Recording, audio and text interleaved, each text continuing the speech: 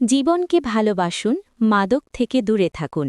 এই স্লোগানকে সামনে রেখে গতকাল ২৩শে ডিসেম্বর রোজ মঙ্গলবার শিমপুর হাইস্কুল মাঠে মাদকদ্রব্য নিয়ন্ত্রণ অধিদপ্তর কুমিল্লা জেলা শাখার উদ্যোগে অনুষ্ঠিত হয় এক দারুণ উত্তেজনাপূর্ণ হাড্ডাহাড্ডি লড়াইয়ের এক মাদক বিরোধী ভলিবল টুর্নামেন্ট।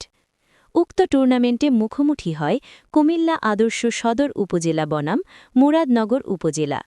উক্ত খেলায় অতিথি হিসেবে উপস্থিত ছিলেন কুমিল্লা মাদকদ্রব্য নিয়ন্ত্রণ অধিদপ্তর এর উপপরিচালক মোহাম্মদ বজলুর রহমান সহ এলাকার গণ্যমান্য ব্যক্তিরা।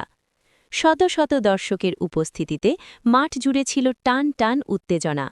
শেষ পর্যন্ত কুমিল্লা আদর্শ সদর উপজেলাকে পেছনে ফেলে বিজয় ছিনিয়ে নেয় মুরাদনগর উপজেলা। খেলাটি সুষ্ঠু ও সুন্দরভাবে তদারকি করার জন্য উপস্থিত ছিলেন মাদকদ্রব্য নিয়ন্ত্রণ অধিদপ্তর কুমিল্লা জেলা শাখার কর্মচারীবৃন্দ। এমন আয়োজন শুধু খেলাধুলা নয়, তরুণদের মাদক থেকে দূরে রাখার এক শক্ত বার্তা ও মাধ্যম। খেলাধুলা করি, মাদককে না বলি।